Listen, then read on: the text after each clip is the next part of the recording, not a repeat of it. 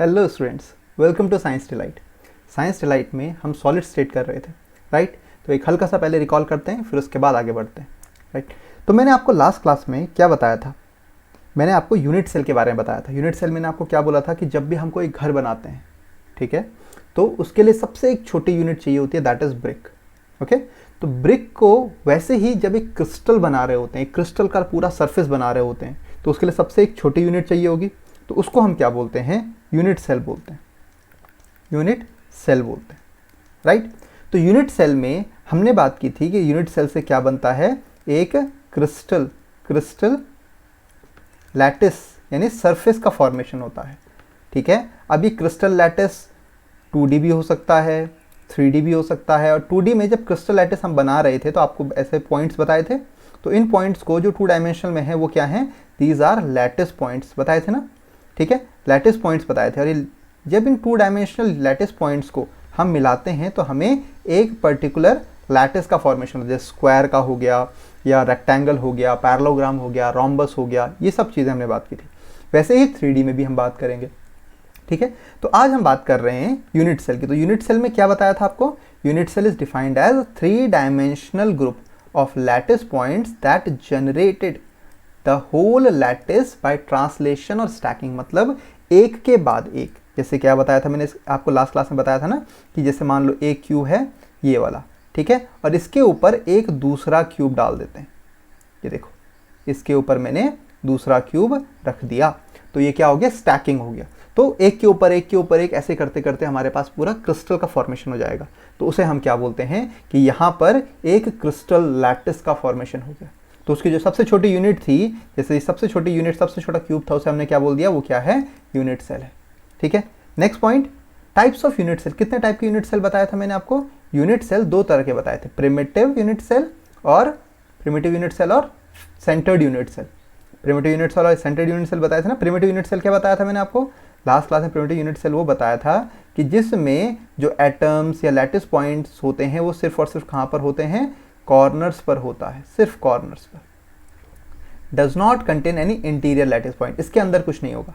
लेकिन जैसे सिंपल सी बात है, जैसे मैंने आपको लास्ट क्लास में एक क्यूब दिखा के बताया था कि क्यूब के कॉर्नर्स पे, जैसे हमारा कमरा है, हमारे कमरे के आप सिर्फ कॉर्नर पे, ठीक है, आपका भी कमरा क्यूब होगा या क्यूबॉइड होगा, तो सिर्फ उसके कॉर्नर पे अगर कोई चीज़ लगी हुई है तो उसे हम बात करेंगे वो क्या है? प्रिमिटिव यूनिट सेल है, राइट। वैसे ही अगर आपने कोई भी एक एटम या लैटिस पॉइंट कमरे के बीच में लगा दिया, राइट, तो हम बोलेंगे वो कैसा है? सेंटर्ड, ठीक है। तो यहाँ पर 2 तरह के बताए थे यूनिट सेल, 2 तरह के जनरली यूनिट सेल। कौन कौन से? एक प्रिमिटिव और एक क्या बताया था? Centred, right. अब सेंटर्ड में भी बहुत सारे टाइप्स के हो सकते हैं, तो एक एक करके बात करते हैं। सबसे पहले हम बात करते हैं 3 डायमेंशनल लैटिस, 3 डायमेंशनल सरफेस की। तो यहाँ पर आपको ये दिख रहा होगा, जैसे मैंने आपको बताया ना, एक यूनिट सेल है और यूनिट सेल बहुत सारे आपस में स्टैक हो रहे हैं। देखो स्टैकिंग, ये एक यूनिट सेल है, इसके पीछे ये वाला दूसरा यूनिट सेल है, ये तीसरा यूनिट सेल है, ये चौथा यूनिट सेल है, ठीक है। वैसे ही यहाँ पर भी नीचे भी ये 5वां है, ये पीछे वाला 6वां है, ये नीचे वाला 7वां है, ये 8वां है। तो 8 यूनिट सेल आपको दिख रहे हैं। तो यहाँ पर स्टैक करके एक क्रिस्टल बनाने की कोशिश की गई है, राइट। अब कोई भी यूनिट सेल है उसकी अपनी भी एक डायमेंशन होंगी। देखो ना, 3 डायमेंशन। क्यों डायमेंशन? अगर मैं कोई भी क्यूब बनाता हूँ, ये यूनिट सेल है, तो इसकी लेंथ भी होगी। जैसे ये वाला पार्ट है, जैसे, तो इसका लेंथ हो गया ए, ये बी, ये सी, कुछ भी हो सकती है ना, ठीक है। उसके एजेस की लेंथ भी होगी। फिर उनमें होने वाले एंगल्स भी हो सकते हैं, राइट, ये एंगल भी हो सकते हैं। तो उन्हीं की बात करते हैं। तो यहाँ पर देखो आपके पास यहाँ पर एक क्रिस्टल क्यूब को, यहाँ से मैंने एक क्यूब निकाला और इसमें मार्जिन कर दिया। देखो यहाँ पर ये z है, ये y है और ये x है, राइट। वैसे ही इसकी जो ये वाली पार्ट है, ठीक है, ये वाला पॉइंट में आपको b दिख रहा है, इसको हमने b बोल दिया। इसको, इस वाले पॉइंट को देखो, इस वाले पॉइंट को हमने b बोल दिया, इस वाले पॉइंट को हमने a बोल दिया, और ऊपर वाले पॉइंट को हमने क्या बोल दिया? c बोल दिया। एज लेंथ की बात हो रही है। और यहाँ पर c और b के बीच में जो एंगल बन रहा था, ठीक है, मैं इसको अलग से बना देता हूँ आपको। यहाँ पर अगर इसमें क्लियर नहीं दिख रहा है तो मैं आपके लिए अलग से बना देता हूँ इसमें, राइट, ठीक है। एक सेकेंड, अगर यहाँ पर आपको नहीं दिखेगा तो यहाँ पर हम इसमें देख लेंगे, ओके। जैसे मान लो आपके पास ये एक क्यूब है, ओके, और ये एक क्यूब है, ऐसे ही बनाया हुआ है। और इस क्यूब में एंगल्स देख लो, इस क्यूब में ये वाली जो लाइन है उसको हमने क्या बोल दिया, वो ए लाइन है। ये वाली जो लाइन है इसको हमने क्या बोल दिया, बी लाइन है। और ये वाली जो ऊपर वाली लाइन हाइट जैसी है वो सी हो गया। तो लेंथ, ब्रेथ और हाइट को हमने ए बी सी दे दिया। फिर वैसे ही जो, ठीक है राइट, फिर जो सी और ए के बीच में जो एंगल बन रहा है ये वाला, इस एंगल को हमने अल्फा बोल दिया। ए और बी में जो एंगल बन रहा है उसे हमने गामा बोल दिया, और इसको हमने क्या बोल दिया, बीटा बोल दिया। ओके, पक्का? चलो ठीक है, आगे बढ़ते हैं। नेक्स्ट देखो, types of unit cell in 3 dimensional lattices are. कौन कौन से यूनिट सेल हो सकते हैं जो 3 डायमेंशनल लैटिस की बात करते हैं? तो ये देखो, सबसे पहले हम बात करते हैं क्यूबिक की। ठीक है, इसको याद करने का भी तरीका बताऊंगा, पहले इसको समझो आप। ठीक है, सबसे पहले क्यूबिक यूनिट सेल की बात की। तो क्यूबिक यूनिट सेल में क्या हो रहा है, देखो a is equal to B is equal to C और alpha is equal to beta is equal to 90 degree. तो सबसे पहले मैंने यहाँ पे लिख दिया सी, सबसे पहले मैंने यहाँ पे लिख दिया सी, सी फॉर क्यूबिक। ठीक है, सी में क्या है, a is equal to B is equal to C और alpha is equal to beta is equal to gamma, और जो कि किसके बराबर है, 90 डिग्री के बराबर है। राइट, फिर इसके बाद आप देखो टेट्रागोनल है। टेट्रागोनल है तो टी, टेट्रागोनल में क्या है, देखो a is equal to B is equal to C, ठीक है, is not equal to C, और alpha is equal to beta is equal to gamma is equal to 90 degree. ठीक है, फिर टेट्रागोनल के बाद ऑर्थोरोम्बिक। ऑर्थोरोम्बिक में क्या है, देखो यहां पर ऑर्थोरोम्बिक में क्या है, a is not equal to B is not equal to C और alpha is equal to beta is equal to gamma is equal to 90 degree. मतलब देखो यहाँ पर सी, टी और ओ में सबसे सी में क्या है, सारे के सारे इक्वल और सब के सब 90 डिग्री के बराबर। दूसरे में एक चेंज हो गया बी और सी के बीच का, और ओ में तीनों के तीनों चेंज हो गए। फिर R, that is rhombohedral. Rhombohedral का एक और नाम होता है ट्राइगोनल। ठीक है, रोम्बोहेड्रल का एक और नाम होता है ट्राइगोनल। में यहाँ पर आपको ट्राइगोनल है ना, ट्राइगोनल के बगल में ही आप यहाँ पर लिख सकते हो, this is rhombohedral. Rhombohedral, okay, rhombohedral आप लिख दो यहाँ पर। रोम्बोहेड्रल को ही ट्राइगोनल। ट्राइगोनल की बात करते हैं तो देखो,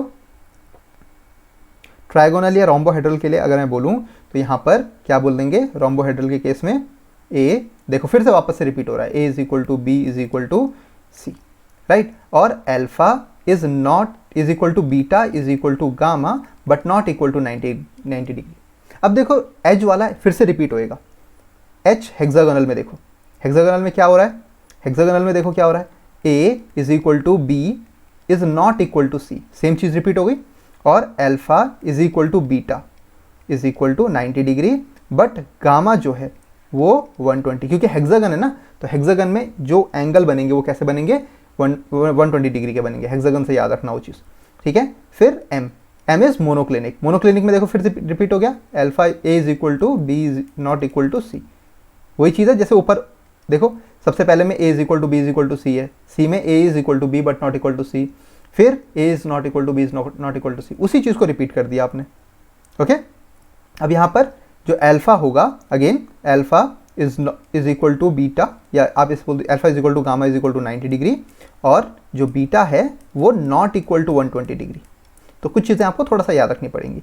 फिर टी, लास्ट ट्राइक्लिनिक, देखो सेम वही, beta A is not equal to B is not equal to C, alpha is not equal to beta is not equal to gamma.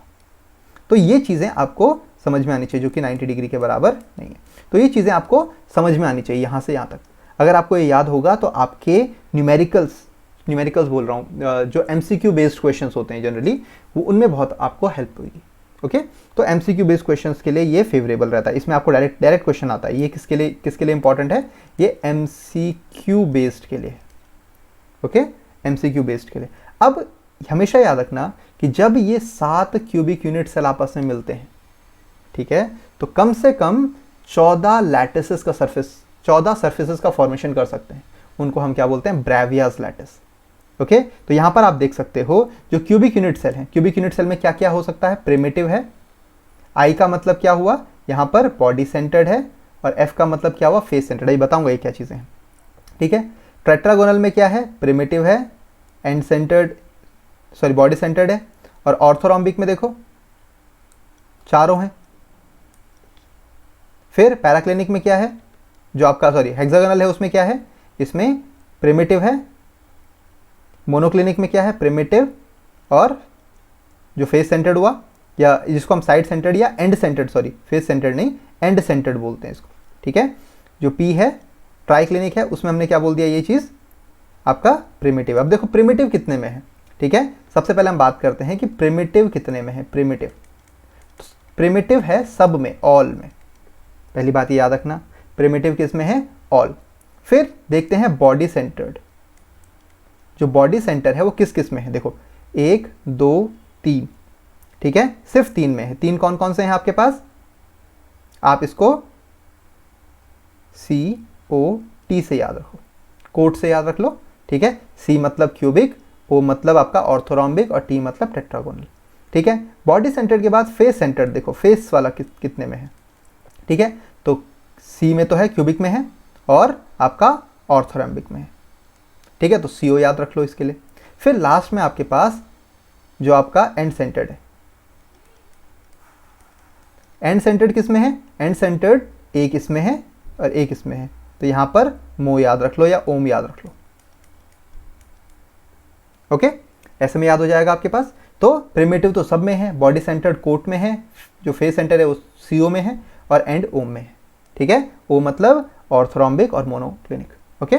चलो आगे बढ़ते हैं, ठीक है। तो ये टोटल मिला के कितने, 14 ब्रेवियस लैटिस, आप काउंट करोगे तो ये 14 हो जाएंगे, राइट। चलो आगे बढ़ते हैं। नेक्स्ट देखो टाइप्स ऑफ क्यूबिक लैटिसेस, कितने टाइप्स के क्यूबिक लैटिसेस हो सकते हैं। तो जनरली मैंने आपको बता दिया कि यहाँ पर सबसे पहले है सिंपल क्यूबिक, जिसे हम क्या बोलते हैं, primitive unit cell, primitive cubic lattice, जिसमें क्या बताया था मैंने आपको कि यहाँ पर जो एटम्स होते हैं वो सिर्फ और सिर्फ कहाँ पर ऑक्यूपाई करते हैं, कॉर्नर्स पर। सिर्फ और सिर्फ प्रिमिटिव में सिर्फ जो एटम्स या आयन्स या मॉलिक्यूल्स होते हैं वो सिर्फ कहाँ पर ऑक्यूपाई करेंगे, कॉर्नर्स को ही ऑक्यूपाई करेंगे, राइट। आगे बढ़ूँ, नेक्स्ट बॉडी सेंटर में देखो, तो बॉडी सेंटर में क्या होगा, एक तरह का सेंटर्ड यूनिट सेल है। तो सेंटर्ड यूनिट सेल में क्या होगा, बॉडी सेंटर में यहाँ पर आप एक जो यूनिट सेल बना रहे हैं ना, 3D यूनिट सेल बना रहे हैं, तो उसमें क्या बोला, उसमें कॉर्नर तो होंगे, कॉर्नर तो होंगे ही होंगे, क्योंकि प्रिमिटिव तो सब में है, लेकिन बीच में क्या है, एक बॉडी सेंटर भी होगा, मतलब एक क्यूब के बीच में, ओके। नेक्स्ट है face centred. Face centred cubic unit cell कैसा होगा, face centred cubic unit cell में आप इसको ऐसे बना सकते हो, देखो, ठीक है, ये है, राइट। आपने यहां पर पहले, मैं देखो कॉर्नर्स को चलो वाइट से कर देता हूं, कॉर्नर्स को मैंने ये वाइट से कर दिया, राइट, ये मैंने कॉर्नर्स को वाइट से कर दिया, ओके। और यहां पर अब फेस सेंटर्ड की बारी है, तो फेस सेंटर को हम क्या करेंगे, इसमें बोलेंगे कि ये फेस के सेंटर में, देखो ये ऊपर वाला सेंटर हो गया, फेस का सेंटर, फेस सेंटर्ड है ना, ये साइड वाला सेंटर हो गया, ये नीचे वाला सेंटर हो गया, और ये वाला साइड का। अब देखो ये सामने वाला और ये पीछे वाला, तो कितने हो गए, 6 फेसेस थे, 6 फेस के सेंटर में आ गया, ओके। यहां तक क्लियर है ना। अब देखो नेक्स्ट हमारे पास है एंड सेंटर्ड क्यूबिक लैटिस। तो एंड सेंटर्ड है, एंड मतलब आप इसको ऐसे बोलो, एंड कोई भी 2 एंड पकड़ लो आप, ओके, कोई भी 2 एंड मतलब कोई भी 2 पैरेलल एंड पकड़ना, ठीक है। तो यहां पर ये क्यूबिक है, ये क्यूब है, ओके। तो यहां पर आपने कॉर्नर पे तो बनाए, क्योंकि कॉर्नर तो सब में ही है, ओके, कॉर्नर तो सब में ही है। आपने कोई भी 2 एंड पकड़ लो, चाहे आप ऊपर नीचे के पकड़ लो, दाएं बाएं के पकड़ लो, आगे पीछे के पकड़ लो, कोई भी। तो यहां पर ये वाला पार्ट और ये वाला पार्ट मैंने इसमें कर दिया, तो ये क्या हो गया, आपका एंड सेंटर्ड हो गया, ओके। ये एंड सेंटर्ड, ये फेस सेंटर्ड, ये बॉडी सेंटर्ड, और ये प्रिमिटिव। तो प्रिमिटिव में क्या था, सिर्फ कॉर्नर्स पर, बॉडी सेंटर में कॉर्नर के साथ एक बीच में, एक पूरी बॉडी के बीच में, फेस सेंटर्ड में हर एक फेस के सेंटर में भी और कॉर्नर में भी, राइट। और लास्ट एंड सेंटर्ड में सारे फेस के बाद एक एंड में, ठीक है। कोई भी 2 एंड आपने कोई भी 2 पैरेलल एंड पकड़ लिया, उसमें हो जाएगा। तो सबसे पहले एक एक करके बात करते हैं। Simple cubic primitive unit cell, तो यहां पर देखो कैसा है, देखो आपको आई होप दिख रहा होगा, ओके। यहां पर आप इसमें चाहो तो क्यूब बना सकते हो, इसमें चाहो तो आप ऐसे क्यूब बना सकते हो, राइट। ये क्यूब बन गया, यहां पर भी ऐसे क्यूब बन गया, देखो, सी, ओके। तो ये क्यूब है, वहाँ पर मैं छोटे छोटे भले ही बना रहा था, लेकिन एक्चुअल में वो इतने बड़े बड़े होते हैं। तो सिर्फ ये वाला जो सरफेस दिखा रहा है, ये सिर्फ उसका क्या दिखा रहा है कि कितना सरफेस ऑफ एटम्स एक क्यूब के अंदर है। देखो क्यूब के अंदर भी ये क्या है, स्पेस बचा हुआ है, दिस इज एम्प्टी स्पेस। इसको हमने क्या बोला, ये क्या है, एम्प्टी स्पेस है। इसलिए तो मैंने कहा था कि जो सॉलिड के मॉलिक्यूल होते हैं वो भी अगर आपस में जुड़े हुए हैं तो उनमें भी स्पेसेस होंगे, भले ही लीस्ट इंटरमॉलिक्यूलर स्पेसेस हो।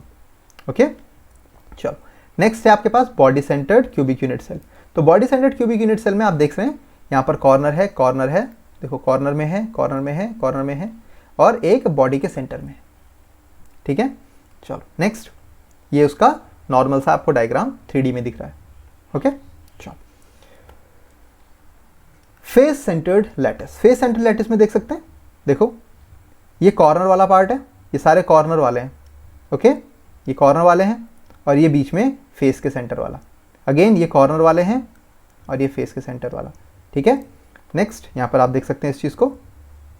ओके, तो ये कॉर्नर्स के अलग हैं और फेस के अलग है। तो अगर मैं इसको जोड़ भी दूँ, ऐसे जोड़ भी दूँ ना, राइट, तो यहाँ पर आपको ये चीज़ दिख जाएगी। ओके, फेस के सेंटर में भी आ जाएंगे।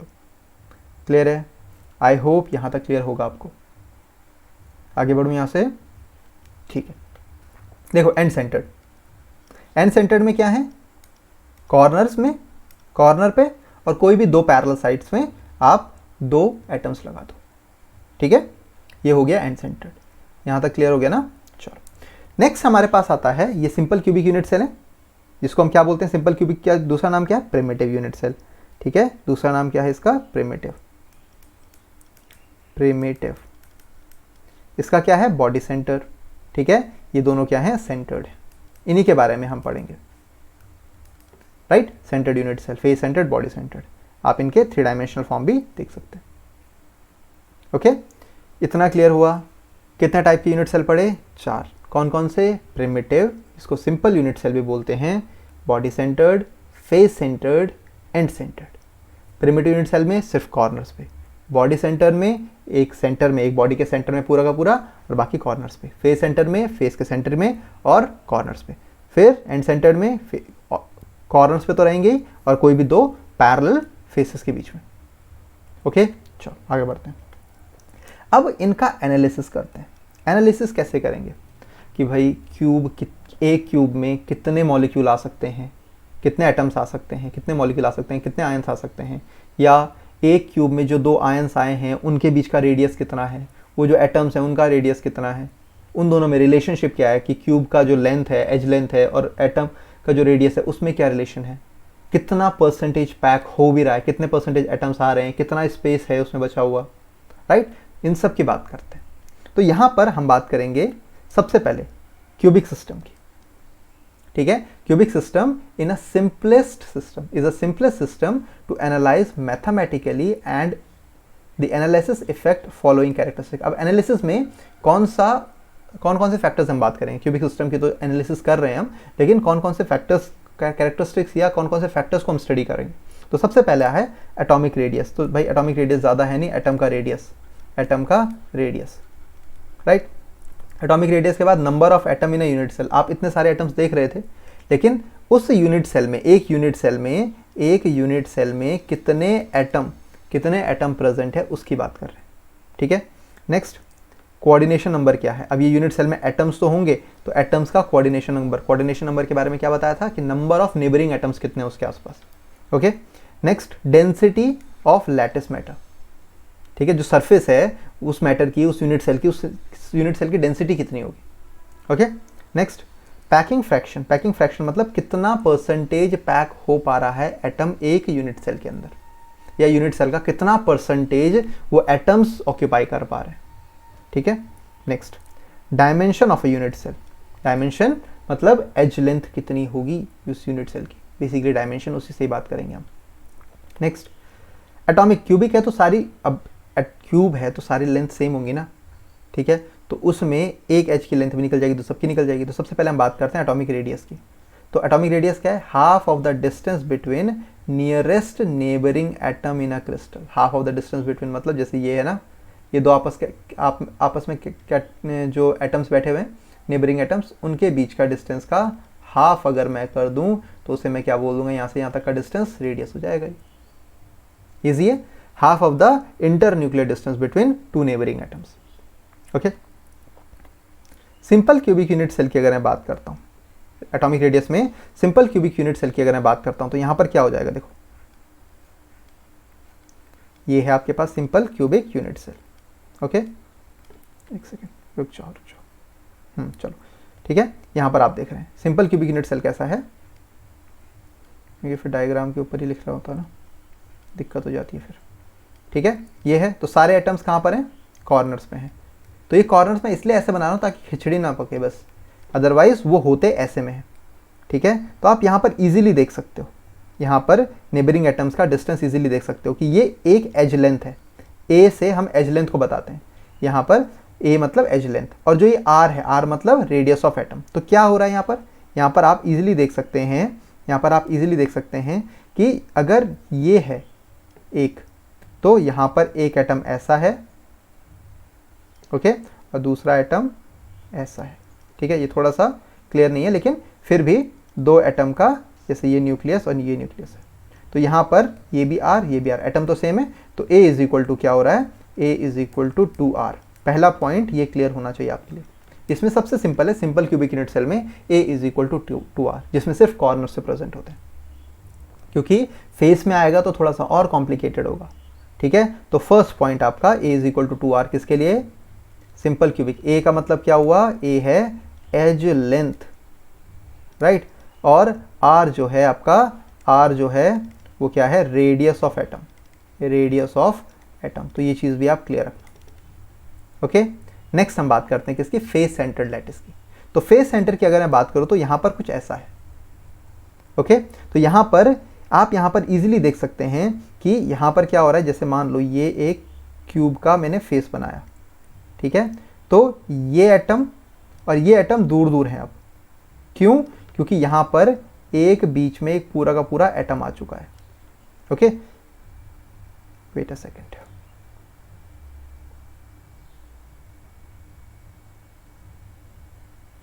ओके, मैं यहाँ पर इसको ढंग से बना देता हूँ तो आपको समझ में आ जाएगा वो चीज़। ठीक है, वैसे तो डायग्राम बना हुआ है, आपको पता लग ही जाएगा। यहाँ पर हमने एक सेंटर में ये बना दिया, ओके, एक क्यूब, तो ये वाला पार्ट भी इससे जुड़ा हुआ है एटम का, ये वाला पार्ट भी इस एटम का ऐसे जुड़ा हुआ है, ये वाला पार्ट भी इस एटम का ऐसे जुड़ा हुआ है, और ये वाला पार्ट भी इस एटम का ऐसे जुड़ा हुआ है इस क्यूब के साथ। तो अब मैं यहाँ पर a is equal to 2r नहीं बोल सकता, a is not equal to 2r।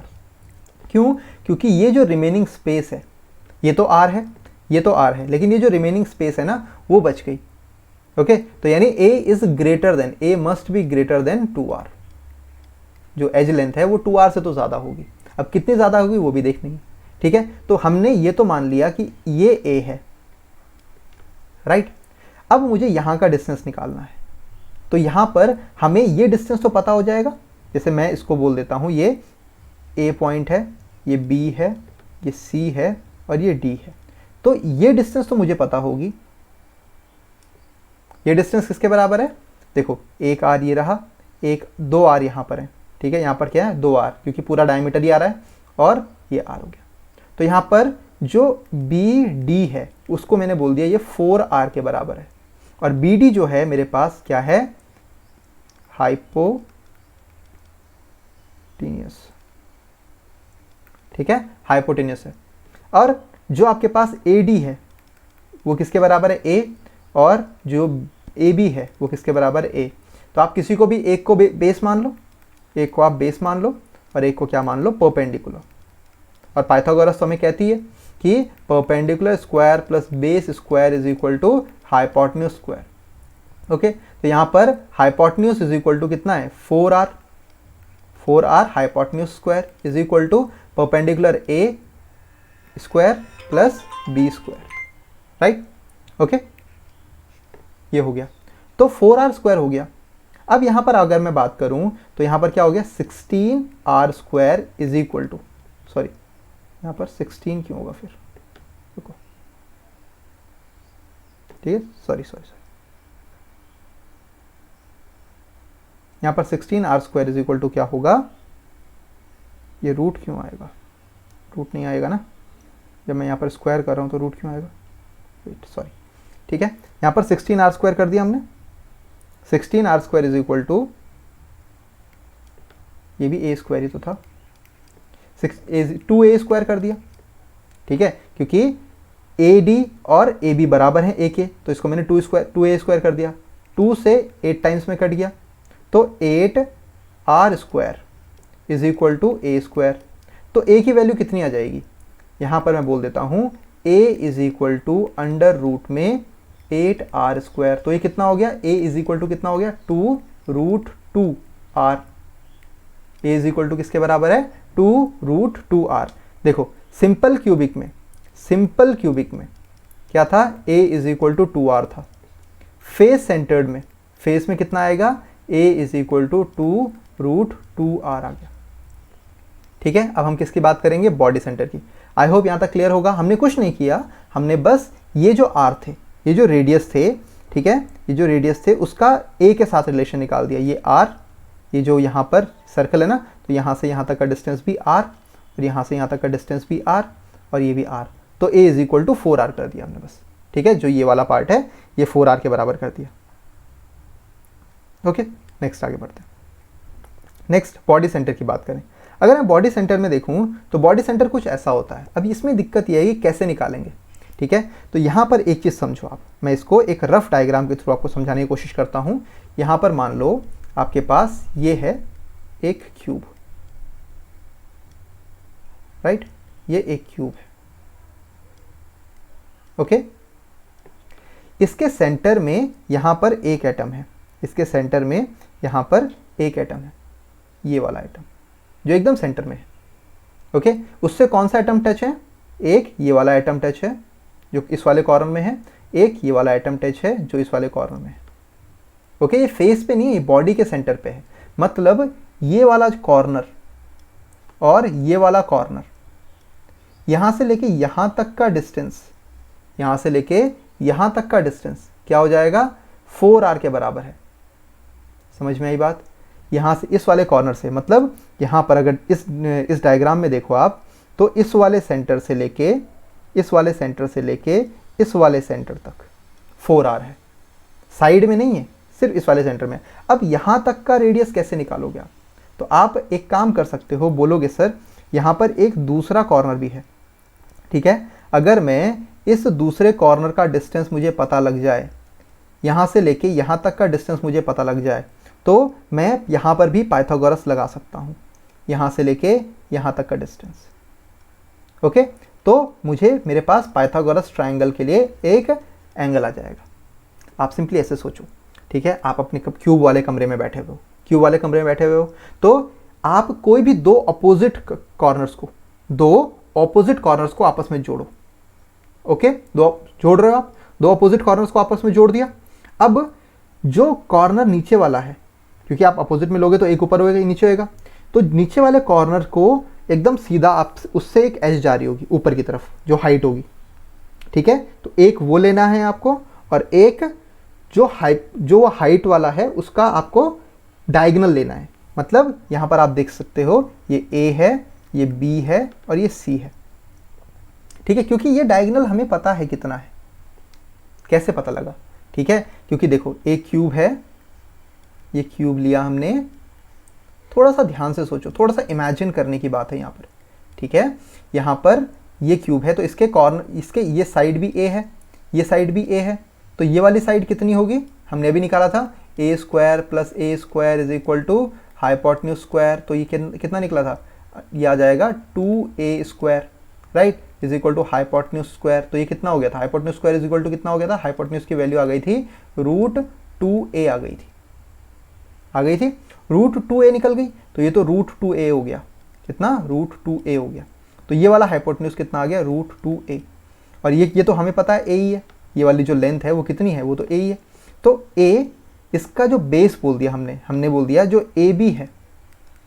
बात समझ में आ रही है ना। मैं इस डायग्राम में भी आपको साथ साथ में बता रहा हूँ, क्योंकि वहाँ पर तो हौच-पौच हो जाता है। इस डायग्राम में मैंने कहा कि मैंने ये वाला पोर्शन लिया, ये वाला पोर्शन, राइट। इस पोर्शन की वैल्यू कितनी बताई, √2a, और ये वाला जो पोर्शन है, राइट। ये जो हाइट वाला पोर्शन है, ये जो हाइट वाला पोर्शन आपको दिख रहा है, ये वाला जो हाइट वाला पोर्शन है, किसके बराबर है? ये ए के बराबर आ जाएगा, ये ए के बराबर आ जाएगा। तो यहाँ पर ये तो आ गया। अब यहाँ से लेके यहाँ तक का डिस्टेंस निकालना है मुझे, ए सी की वैल्यू निकालनी है। तो ए बी की वैल्यू कितनी है? √2a है। बी सी की वैल्यू कितनी है? ये है a है। तो यहाँ से मुझे ए सी की वैल्यू निकालनी है। ए सी की वैल्यू क्या आएगी? हमें पता है again hypotenuse square is equal to किस, क्या है? Hypotenuse square is equal to क्या होता है? Perpendicular square plus base square. तो ए सी की वैल्यू कितनी है? 4r के बराबर है, क्योंकि वो 4 रेडियस को लेके जुड़ा हुआ है। तो यहाँ पर आप देखो हाइपोटेन्यूज स्क्वायर यानी 4r का whole square is equal to √2a का स्क्वायर प्लस क्या हो जाएगा? a square. ओके, तो √2a का स्क्वायर कितना हो गया? 2a square plus a square is equal to 4r square, right. तो यहाँ से मैं क्या कर देता हूँ, इसको अगर सॉल्व करेंगे आप, तो इसको सॉल्व करेंगे तो कितना आ जाएगा पता है? यहाँ आ जाएगा 4r square is equal to 3a square. तो यहाँ पर कितना हो जाएगा? r square is equal to 3/4a square. ये क्या हो जाएगा? ये 4r स्क्वायर नहीं, ये 16r स्क्वायर होगा ना, 4r का होल स्क्वायर हो गया। तो यहाँ पर 16 आ गया, यहाँ 16 आ गया। तो ये 4 नहीं 16r स्क्वायर, क्योंकि स्क्वायर कर रहे हैं। तो r की वैल्यू कितनी हो गई? अंडर रूट में 3/16 इज इक्वल टू a। ठीक है, ये a हो गया। तो r स्क्वायर की वैल्यू कितनी आ गई? यहाँ पर r की वैल्यू आ जाएगी, r की वैल्यू आ जाएगी 3 जो रूट में है अपॉन 4a। r की वैल्यू कितनी आ गई? 3/4a। ओके, क्लियर है बात? पक्का? आप यहाँ पर देख सकते हैं, ठीक है ना। चलो नेक्स्ट, अब देखो ये तो हमारे पास आ गया। देखो अब सबसे पहले सिंपल के लिए हमारे पास क्या था? सिंपल के लिए था a is equal to 2r। फिर फेस के लिए क्या था? फेस के लिए a इज इक्वल टू निकाला था ना हमने, देखो a इज इक्वल टू कितना निकाला था? 2√, ठीक है, a is equal to 2√2r। Okay, next अब देखो इसके लिए कितना निकाला हुआ है? बॉडी के लिए कितना निकाला हुआ है? r इज इक्वल टू या a is equal to 4/√3a, 4/√3r। ये 4 मल्टीप्लाई हो जाएगा, उल्टा कर दिया हमने बस, ठीक है। आई होप यहाँ तक आपको क्लियर हो गया होगा कैसे निकाला, ठीक है। सबसे पहले हमने क्या किया? यहाँ पर एक डायगोनल लिया, फेस का डायगोनल, क्योंकि हमें बॉडी का डायगोनल निकालना है। तो बॉडी का डायगोनल कैसे निकालेंगे? पहले फेस का डायगोनल और उसकी किसका? हाइट का सम कर देंगे, जो पाइथागोरस में हमको नॉर्मली करते हैं। तो उससे हमारे पास ये आ जाएगा। ओके, यहाँ तक क्लियर है मेरा पॉइंट? समझ में आया ना? चलो ठीक है। अब देखो नेक्स्ट, इसमें number of atoms per unit cell, ठीक है, number of atoms per unit cell की अगर मैं बात करूं तो कितना आता है? तो number of atoms per unit cell में सबसे पहले ये देखो, ये है ना एक यूनिट सेल। अब आप ऐसे खुद देख लो, अगर मैं एक यूनिट सेल बना रहा हूं तो एक यूनिट सेल जो है, यहाँ पे नहीं बनाता हूँ क्योंकि यहाँ पर डेफिनेशन आ जाएगी, फिर वो मिटाना पड़ जाएगा। देखो यहाँ नीचे बना दूंगा, राइट, ये देखो, ठीक है, ये यूनिट सेल है, ये यूनिट सेल है। तो ये अगर मैं यहाँ पर एक एटम बनाता हूँ तो ये एटम पूरा का पूरा यूनिट सेल नहीं कवर कर रहा है, इसका कुछ पोर्शन ही यूनिट सेल कवर कर रहा है, मैक्सिमम पोर्शन तो पूरा का पूरा ये वाला पोर्शन तो बाहर ही है, ठीक है। This is not participating in packaging of an atom, आप ऐसे बोल सकते हो, या in formation inside an atom, inside a unit cell it is not participating in the unit cell, right. Maximum portion of this unit cell is present outside the unit cell, ठीक है। अभी कितना अंदर है आप खुद सोचो, ठीक है। मैं इसके लिए आपको एक चीज़ बता दूं, जैसे ये वाला डायग्राम आप देख रहे हैं, number of atoms in a unit cell, ठीक है। तो आप यहाँ पर देख सकते हैं ये सारे के सारे यूनिट सेल हैं, ठीक है। ये कौन सा है? प्रिमिटिव है, राइट। वो कौन सा है आपके पास? ये आपके पास कौन सा? सिंपल है। ये फेस है, राइट। ये कौन सा अगला आएगा? बॉडी है, राइट। ये बॉडी सेंटर आ गया। तो इसमें ये जो आपको बाहर वाले एटम्स दिख रहे हैं ये तो सिर्फ थोड़ा थोड़ा ही पार्टिसिपेट कर रहे हैं, जैसे ये वाला एटम हो गया, ये वाला एटम हो गया, ये वाला एटम हो गया, तो बहुत कम पार्टिसिपेट कर रहे हैं। अब वही हमें देखना है कि ये जो एटम्स हैं वो पार्टिसिपेट कितना करते हैं। ठीक है, ये जो एटम है वो पार्टिसिपेट कितना करते हैं उसकी बात करते हैं। तो सबसे पहले हम बात करेंगे सिंपल क्यूबिक यूनिट सेल की। सिंपल क्यूबिक यूनिट सेल कितना पार्टिसिपेट करता है, तो कितना पार्टिसिपेट करेगा। अगर मैं यहाँ पर डायग्राम दिखाऊँ, ठीक है, अगर मैं यहाँ पर आपको डायग्राम दिखाऊँ, ठीक है, एक सेकेंड, राइट, रुको एक सेकेंड, मैं इसको आगे बताता हूँ आपको कहाँ पर है, राइट, ठीक है, आपको यहाँ पर दिख रहा होगा सिंपल और प्रिमिटिव यूनिट सेल में। ठीक है, तो यहाँ पर प्रिमिटिव यूनिट सेल ऐसा है। अब यहाँ पर एक एटम है, ये जो एटम आपको दिख रहा है, ठीक है, आपने ये कॉर्नर देखा, ये एटम इस पीछे वाले में भी पार्टिसिपेट कर रहा है ना, इसको एटम ये वाले में, ठीक है, इस सामने वाले में भी पार्टिसिपेट कर रहा है, इस नीचे वाले में पार्टिसिपेट कर रहा है और इस नीचे के पीछे वाले में पार्टिसिपेट कर रहा है। 4 तो लेफ्ट साइड में कर रहा है और यहाँ पर 1 2 3 और 4, मतलब ये टोटल मिला के अगर आप देख सकते हैं तो 8 क्यूब में पार्टिसिपेट कर रहे हैं।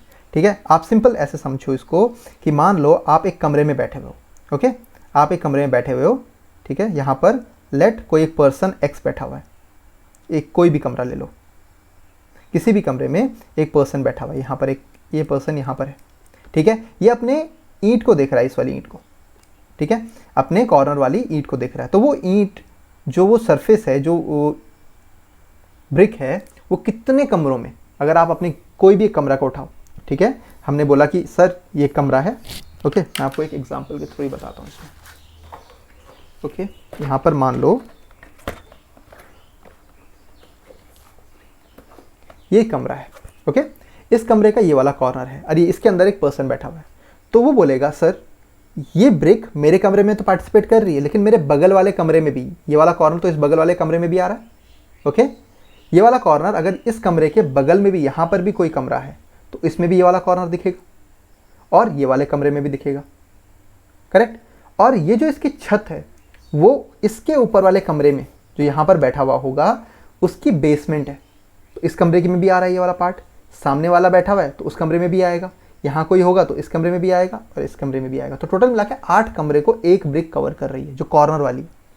तो यानी जो एटम कॉर्नर में होगा वो तो 8 जगह कवर करेगा, 8 कमरों को कवर कर, तो एक कमरे में पार्टिसिपेट कितना देगा, 1/8 पॉइंट ना। ठीक है, तो यहाँ पर जो सिंपल क्यूबिक यूनिट सेल है उसका जो पार्टिसिपेशन होता है वो कितना होता है, 1/8 होता है, राइट। नेक्स्ट देखो, तो यहाँ पर पार्टिसिपेशन कितना हो गया, 1/8 का पार्टिसिपेशन हो गया सिंपल क्यूबिक यूनिट सेल में। ओके, तो यहाँ पर मैं क्या बोलूँगा, participation of one atom in a simple cubic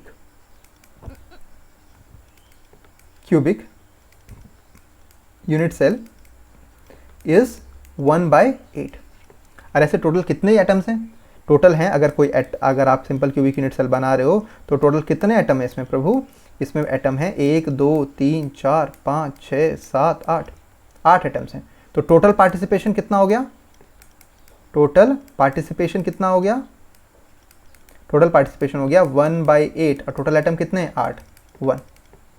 तो यानी सिर्फ एक एटम प्रेजेंट है एक यूनिट सेल बनाने में। ठीक है, वैसे देखा मैथमेटिकली अगर देखा जाए, ये कैसा है, मैथमेटिकली है, राइट। अब इसका मैं आपको एक, आप बोल सकते हो एक एनिमेशन भी दिखाता हूँ, राइट। यहाँ पर देखो, थोड़ा सा ध्यान से देखना ज़रा, ये एटम्स हैं सारे, कॉर्नर, सिर्फ कॉर्नर वाले पे फोकस करना आप, ओके, ये एटम है, ओके। तो एक एटम में कितना पार्टिसिपेशन है वो चीज़ इसमें नोट होगी, राइट। ये बॉडी सेंटर्ड बन रहा था, अब इसमें बॉडी के बीच में तो एक है, ओके। नेक्स्ट यहाँ पे देखो, अब उन्होंने काट दिया, ठीक है, कटिंग हो गई पूरी की पूरी, एक क्यूब बन गया। अब देखो निकल गया एक एटम।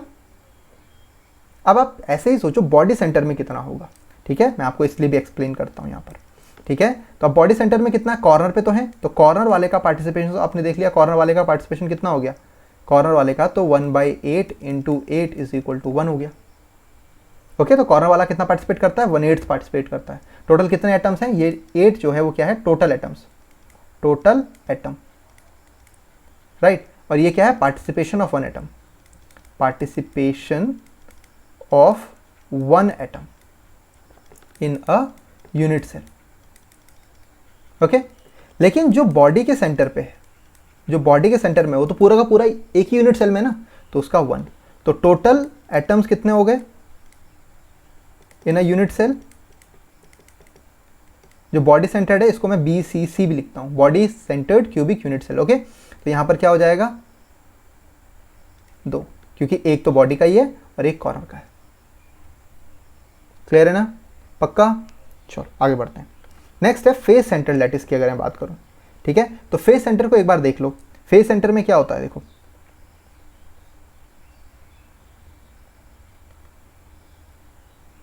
ठीक है, ये वाला फेस सेंटर है। ओके, तो यहां पर आप देख सकते हैं कॉर्नर में है और फेस में है। अब आप कोई भी एक दीवार पकड़ो अपने घर में, कोई भी एक दीवार पकड़ो, राइट, मैं इसमें ही बताता हूं आपको। आपने ये क्यूबिक यूनिट सेल बनाया, क्यूबिक यूनिट सेल बनाया, ठीक है, और दीवार में एक सेंटर है, एक स्फेयर लगा दिया, तो वो कितने कमरों में दिखेगा? एक मेरे कमरे में, एक मेरे बगल वाले कमरे में। ये जो दीवार होती है आपके घरों में जो पार्टीशन होता है वो कितने कमरों में दिखाई देता है? 2 कमरों में, यानी उसका एक कमरे का पार्टिसिपेशन कितना हो गया? हाफ। ओके, तो बाकी तो कॉर्नर पे भी प्रेजेंट है, लेकिन अगर मैं यहाँ पर एक दूसरा कमरा बना दूँ, राइट, ये दूसरा क्यूब बना दिया मैंने, तो इसका पार्टिसिपेशन क्या हो जाता है? आधा हो जाएगा। मतलब ये वाला जो स्पेस है ये इधर रह जाएगा और ये वाला स्पेस इधर रह जाएगा, तो हाफ हो गया।